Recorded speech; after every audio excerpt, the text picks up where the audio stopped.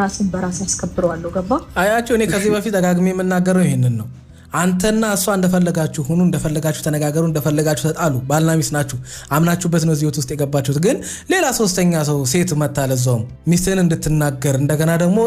ያችን ሴት ደግፈ ሚስትህን እንድትናገር አሁን ሁለት ጥፋት ነው ያጠፋ ያለው ሄርሜላም ብቻ ማንንም ሰንበዲ ሴት ትሁን ሩታን ስትናገራት አታስቆማትም ሚስትህን እንዳትናገርብህ ወይም ደግሞ በቃ